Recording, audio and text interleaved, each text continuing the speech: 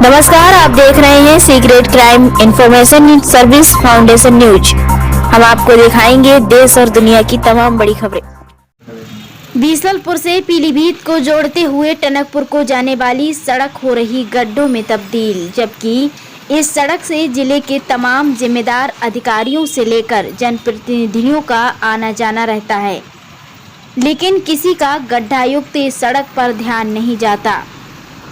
उत्तर प्रदेश के मुख्यमंत्री योगी आदित्यनाथ ने शपथ ग्रहण के बाद कड़े तेवर दिखाते हुए 15 जून तक सड़कों को गड्ढा मुक्त करने के लिए विभागीय अधिकारियों को निर्देश दिए थे और लापरवाही पाए जाने पर कड़ी कार्रवाई की चेतावनी भी दे डाली थी।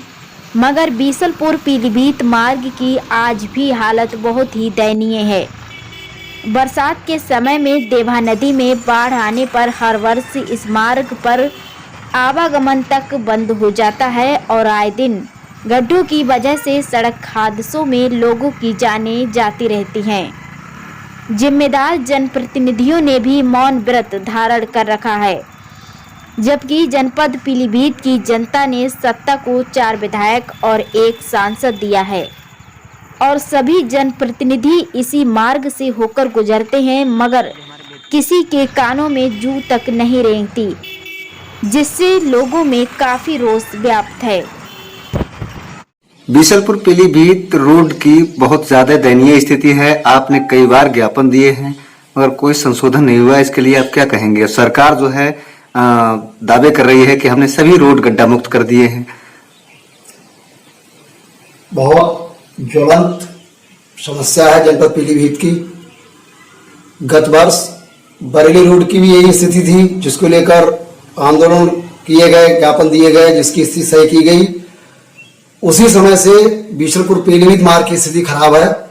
इसके लिए माननीय मुख्यमंत्री महोदय को ज्ञापन दिया गया, जिसमें उप मुख्यमंत्री महोदय श्री के मौर्य जी ने आयुक्त महोदय बरेली मंडल को आदेश दिए, जिलाधिकारी महोदय पीलीभीत को जांच के आदेश आए, जिस पर उन्होंने प्रांतीय खंड के इंजीनियर हर्षरूप जी को जांच दी।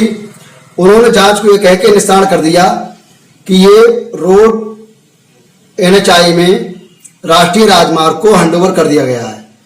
मैंने उस शिकायत में कहा था कि गत वर्ष माननीय मुख्यमंत्री महोदय ने 15 जून तक गड्ढा मुक्त करने के लिए पैसा दिया था।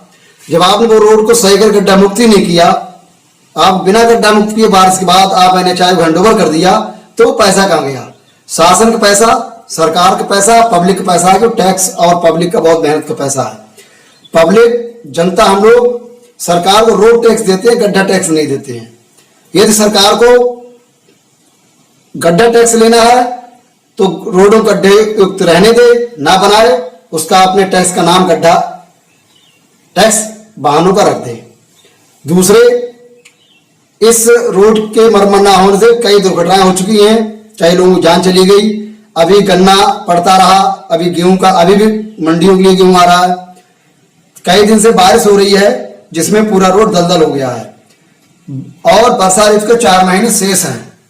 ये रोड कोई भी वाहन 15 दिन के अंदर चलने की स्थिति में नहीं रहेगा, क्योंकि ये रोड इतना डैमेज होकर रोड कहीं है ही नहीं। जो गड्ढे और जो मिट्टी है वो भी नहीं रहेगी, कई फीट तालाब जैसी स्थिति होने जा रही है। अभी बड़े बड़े गड्ढे नालियों जैसे हैं। मेरा शासन प्रशासन से विशेष आग्रह है कि इस रोड को, जो पैसे की अनियमितता का भ्रष्टाचार हुआ है, उस समय इस रोड जो हैंडओवर था वो पीडब्ल्यूडी के एक्सीएम श्री अनिल कुमार राणा जी के पास था। उनकी गतिविधियों की, इस रोड की मरम्मत का पैसा कहाँ गया बिना मरम्मत किए, उसकी जांच कराई जाए और इस रोड को अविलंब सही कराया जाए, क्योंकि ये जिला मुख्यालय से लेकर पूरे जिले का प्रमुख मार्ग है। यही मार्ग सयानपुर, यही मार्ग बरेली, यही मार्ग टनकपुर, पूर्णागिरी, चंपावत, यही मार्ग बिलहंडा और लखीमपुर को जाता है। यदि इस मार्ग की सप्ताह भर के अंदर कार्य शुरू नहीं करा गया और अविलंब इसका डाउन नहीं किया गया, जैसा कि शासन की मंशा है और धन दिया हुआ है, तो निश्चित तौर पर क्रांतिकारी विचार मंच, हम लोग उत्तर प्रदेश बैनर तले हम जन आंदोलन करने को मजबूर होंगे, जिसकी पूर्ण जिम्मेदारी प्रशासनिक और संबंधित अधिकारियों की होगी।